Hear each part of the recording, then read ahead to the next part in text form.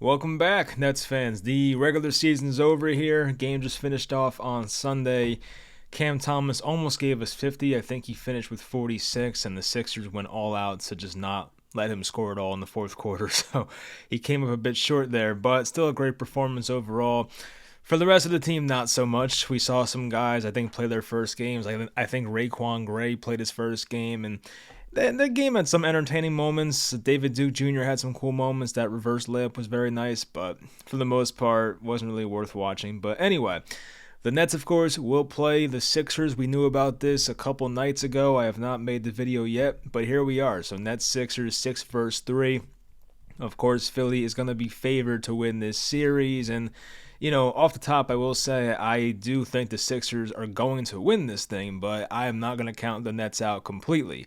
There are things that can go the Nets' way where this could go bad for Philly, and hopefully the Nets can take advantage. And, of course, I've said before, if you get a bad version of James Harden in the playoffs, you never know. If Joel Embiid goes down, you never know. That's a completely different team at that point. If you attack the right guys on defense, like Tyrese Maxey, and the Nets actually, plan right for these games and actually attack the right guys, there is a chance. I just want to see them be competitive, have a good game plan. If they lose because of poor execution, so be it. It was supposed to happen anyway. But I at least want to see this team come out, prepared every game, have a good plan, and make every game competitive. So hopefully that's the case. But anyway, hope you guys enjoy the video. Leave a like, always helps out. And let's get into it. So let's go over this series and kind of preview it, and we'll talk about the important parts. Obviously for the Nets is stopping Joel Embiid, who it seems like is going to win the MVP this year, and I think it's pretty much well deserved. I mean, I don't know where that team would be without him, and I do not think they'd be the 3 seed, I'll tell you that. So, how do you stop Joel Embiid? I mean, the last time the Nets played Embiid, which was the game, I think it was the first game that like everybody was together. That was including the Suns guys from the trade and the Mavericks guys from the trade. The Nets lost at the buzzer basically because Dinwiddie got the shot off just late. But in that game, Joel Embiid had 37 points and 13 rebounds. So obviously, with that kind of stat line, you can't have that. Now, of course, he's going to have some points. He's going to get his way. He's just that good. But I think the Nets have to do what they can to get the ball out of his hands. Even in that game, James Harden had 29, and the only other guy in double figures was Tyrese Maxey with 12. So the Nets, in my opinion, should do what they can to get the ball out of Joel Embiid's hands. And I think, when he's in the post, I'm completely fine if they double team him. If a guy like Tobias Harris or Tyrese Maxey or James Harden or whoever, PJ Tucker, is making threes to beat you, then okay, so be it. But I don't think you want to put Nick Claxton one-on-one with Joel Embiid the entire game. Same if, Day'Ron Sharpe is in there, or even like a Dorian Finney-Smith or Royce O'Neal if they go small, which they like to do sometimes. That's probably not going to work. I think the best way to go about this is you double Embiid when he's in a favorable situation on the floor. If he's on the top of the key, then okay, you can leave him one-on-one. But if he's towards that right block, left block, or somewhere like that, probably best to double him, get the ball out of his hands, and make sure your rotations are quick and get to the shooters before they get a good look. So that's probably the best way to go about it. But Joel Embiid has always been a Nets killer, it feels like. PJ Tucker, of course, I mean, he's going to make his open threes, of course. It's going to happen from the corner, but you just have to focus on contesting his shots. He's not much of a scorer, obviously. He's there for other reasons. He might be there to guard a guy like a Mikal Bridges. We'll see what happens on the defensive end there for Philly. Even a guy like Tobias Harris, he can have his games where he drops 20 plus. So, he's a guy that can definitely come out and put up some points. But not the main worry on this team. And of course, Tyrese Maxey. He's a guy who's kind of like a microwave scorer when he's on fire. And that's a guy, if he has it going, he's tough to stay in front of. He's very shifty. He can get to the rim. He has a good jump shot. So that's tough to stay in front of. But the Nets at least have some defenders that are versatile. We know Nick Claxton is a very good perimeter defender. So that's going to help out a lot on switches. And then, of course, James Harden. You have James Harden, who at this point in his career does not really have the same explosiveness that he once did in Houston and even his first year in Brooklyn. But James Harden now is very good at, understanding angles, using his strength, using his body, Of course, using screens to get by guys, getting his, shoulder in front of them and getting to that left hand, making layups and making good passes. James Harden's still a very good player, but he is not the same guy he was a few years ago, but a very smart player who's going to make the right passes. Last time we saw them play, Mikal Bridges had a lot of the responsibility of being on James Harden, and I kind of expect that once again. Harden likes to make those quick passes, and if you put a guy with very long arms on him like a Mikal Bridges, that might be the right move. So I do want to see that type of matchup. But of course, once again, Joel Embiid is the main concern for this Nets team. I mean, the Sixers bench doesn't scare me too much. DeAnthony Melton, Georges Niang, who I feel like has just been a pain in the ass for the Nets lately, but still, Shake Milton, Paul Reed.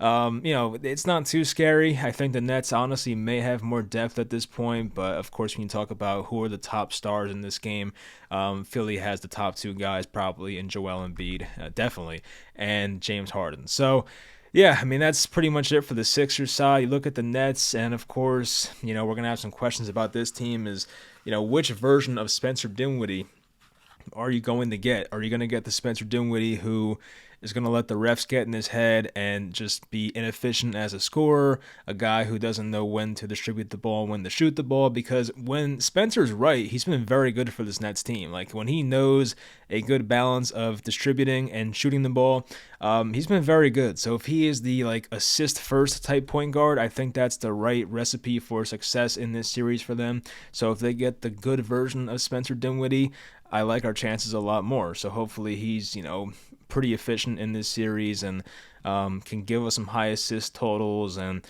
slow the pace down when he needs to and run the offense. He's been good at that stuff. So Mikal Bridges, this will be his first series as the guy, and we'll see how that goes. Of course, he's been very impressive since being a Brooklyn Net.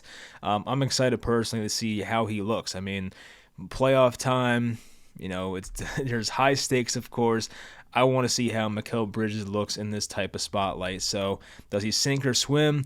I think he'll be fine. He may have an off game in one of these games, but I think for the most part, Mikal Bridges will be really good. So, hopefully that's the case.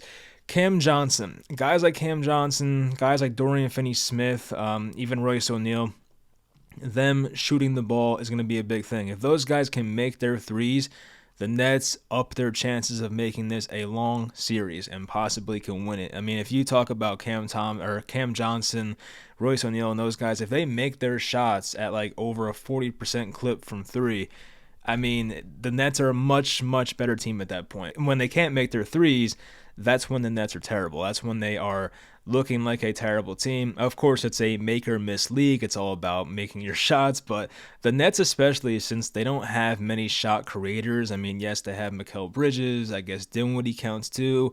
Cam Thomas, who doesn't play that much. They have some guys that can create their own shots, but a lot of catch and shoot guys on this team, and when their shots are not falling, it gets ugly out there offensively. So guys like Dorian Finney-Smith, once again, Royce O'Neal, Joe Harris, Seth Curry, Cam Johnson have to make their shots. And if they do, or if at least, four of those guys are making their shots, the Nets will give themselves a much better chance. Finney-Smith has been playing much better. That's been a positive for this team. I feel like he's been shooting the ball much better of late. I'll go look at his game log real quickly because I feel like he's had some games lately where the three-point shot has been looking very good. And when he came over to Brooklyn, it was not very good at first. But he had a 4 of 6 game from three, a 1 of 2, a 4 of 6, and a 1 of 3. So, yeah, he's been better. If he can bring that to this series, that would help out this Nets team a lot. Cam Johnson's been a little inconsistent since coming over here, but I think now he's getting more settled in, and he's becoming a more consistent player. Joe Harris is a big one. Joe Harris, if you remember the last time the Nets were in the playoffs and Joe Harris played, he was out last year, of course, versus Boston. But in that Milwaukee series, I mean, I'll give Joe credit. In the Boston series in the first round, he was amazing, right? And the Nets won that in 5 games. But in that Milwaukee series, after Kyrie and James Harden went down, he was just nowhere to be found. And I think if Joe Harris actually showed up in that series, the Nets probably would have won and went to the Eastern Conference Finals. But we know how much Joe Harris struggled in those games. But Joe, especially of late, has been a really good three-point shooter. He's had a 3 of 6, a 1 of 3, a 6 of 9. He's had some really good games from downtown. On the season, he shot 42% from 3. It's not the 46% he had last year or the 47% the year prior or the 47% back in the the team with D'Angelo Russell and all those guys. But still, Joe Harris had a pretty good year, I would say, for the most part. I mean, he had played in 74 games, which I talked about last podcast was pretty impressive considering he was coming off the multiple surgeries on the same ankle. So that was good to see him come back and at least be, somewhat of his old self. He's kind of getting back to that. But in March, he shot 47% from 3. In April, he shot 48% from 3. So, yeah, I mean, he's been much better from three-point range. Even in January, he shot 54% from 3. Wow. But to start the year, Joe Harris, he was 36% in November, and then he was 33% in December. So, if you take away those first 2 months, I think Joe Harris is probably shooting around what his average is. It's like, high 40% in terms of three-point shooting. But we know about Joe Harris in the playoffs. It was very ugly last time we saw it. So if he can kind of get those playoff jitters away, he could be a nice player for this series. Of course, we have our questions about him defensively, but Joe Harris hopefully can make his shot and be a useful player in this series. Now, who's going to be like that 8th or 9th guy that the Nets will go to when they need some bodies? I mean, does Seth Curry, the former Sixer, does he get playing time? I would say maybe. I think he'll start off playing. Like, I could see him playing in game 1.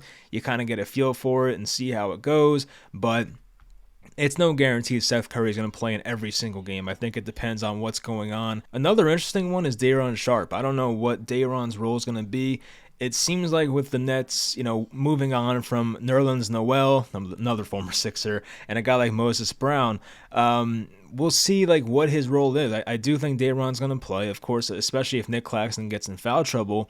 And there might be a game or two where Day'Ron Sharpe has a pretty big role, because if Nick Claxton does happen to get a couple fouls in the first quarter, you're going to have to go to a guy like Day'Ron Sharpe. The Nets don't have much center depth. I think we know that. So a guy like Day'Ron, it's going to be his first playoff action, really. I don't think he played in the playoffs last year at all. So it's going to be his first time action. And he's been much better lately. I would say the past month, he's been a much different player, Day'Ron Sharpe. Still has some deficiencies in his game, obviously, but he's been very good on the offensive boards. He's a smarter player now. He's going straight up on defense, not, getting as many fouls as he used to. So hopefully he's fine out there. Guys like Cam Thomas, Edmund Sumner, I wonder if they'll play. I mean, I could see Cam Thomas getting in there if they really need some offensive help, but it's not a guarantee. Edmund Sumner, I don't know. They might put him in there for some defensive help. He's definitely quick on his feet, can stay in front of guys, at least get to the rim and put some pressure on guys and get them in foul trouble. Yuta Watanabe, I don't know about him either. He definitely has the size. He's 6'8". He will definitely add some size out there. If one of the forwards gets in trouble, foul trouble like Mikal or Cam Johnson or Dorian Finney-Smith or Royce O'Neal, or even an injury happens, then yeah, you can put Yuta Watanabe in there and he'll be okay. He has not been the same guy he was the first 2 months of the season, unfortunately, but, he won't kill you out there, I'll tell you that. So, of course, no Ben Simmons. That would have been great to see in this series, but unfortunately we're not getting that. But still, I think the main things for the Nets in this series is how do they shoot the ball. That's the biggest one, of course, because when the Nets make their threes, they are a different team. Very good. And then, of course, stopping Joel Embiid on defense. What is the plan to stop Joel Embiid? I don't think letting him be on an island one-on-one against Claxton is as good as a defender Nick Claxton is. I mean, there is a massive weight difference between Claxton and Joel Embiid. So I do think Claxton can hold his own at some moments versus Embiid, but I would say for an entire game, especially including the foul trouble he may get in, it's not worth it. I would try and get the ball out of the potential MVP's hands and make somebody else beat you. And if that leads to a PJ Tucker corner 3, then once again, so be it. Make him make those shots. Don't let the guy who is clearly the best player on the floor completely, destroy you. So hopefully Embiid does not go off too much. I'm excited to see this Mikal Bridges versus James Harden defensive matchup, and the whole James Harden thing, it makes the series more interesting, especially if Ben Simmons was playing once again. But it'd be really funny if the Nets can, send James Harden home after, a year and a half ago requesting a trade from the Nets. And, I think if they were to lose in the first round, that'd probably be the end of James Harden in Philly. I don't know how you go back to that. I mean, maybe he does, but there's been a lot of rumors about him going back to Houston. I would love to see that because I think it'd be hilarious. So, we had to suffer. Hopefully, Philly fans have to suffer too with that. But anyway, we're going to see what happens there. But if you go back to that game once again on February 11th, the Nets should have won that game. I know there was that bad call at the end of that game. Dinwiddie missed that shot by 0.2 seconds or whatever. Mikal missed a pretty easy layup at the end to take the lead. So I know it was a home game for the Nets, but they probably should have won that game. So, if I had to guess once again what the series is going to be, I'm still expecting like Sixers in 5 or 6, right? But if the Nets do make their shots, if something goes in their favor, I could see the Nets pulling this out. It's not impossible. I don't think they'll get swept like last year. I hope that's not the case. I don't want to deal with that again because I think the Nets have been swept 2 times in the past 3 years if you include the bubble. So I don't want to see that. But I think this should be competitive. But of course, Philly has the guys that get to the line. They have one of the best offensive ratings in the league. I think they're I think they're the 7th best in defensive rating. So, Philly's a good team. I mean, they don't get a lot of credit because I think people realize they don't have a championship ceiling. Of course, Boston and Milwaukee are the real title contenders in the East, but Philly's on that next tier, in my opinion. So, I'd much rather play Philly than a team like Boston or Milwaukee. I think if we played those two, we probably would get swept maybe. But at least with Philly, I think there is more of a chance here, and they have a history of coming up short in the playoffs. I think Joel Embiid has never been past the second round in his career. So the Nets have that going for them, and hopefully this is an off series for them, and they can find a way to pull this thing out. So yeah, that'll pretty much do it. I was thinking about doing like the entire regular season review in this video, but I think I'll just wait till the year's over. We did this last year, and of course last year's episode was crazy because of all the things that happened last year between the mandate, the Harden trade, getting swept in the playoffs. That was a very interesting video, but I think I'll do the same thing as last year. I'll wait till the year's over, then we'll do a season in review, and it's going to be crazy because the Nets were once again throughout a very crazy season with the entire blowing up the team. Basically, you had Kevin Durant, Kyrie Irving traded in the same week basically. Steve Nash fired within 5 games or 6 games, whatever it was.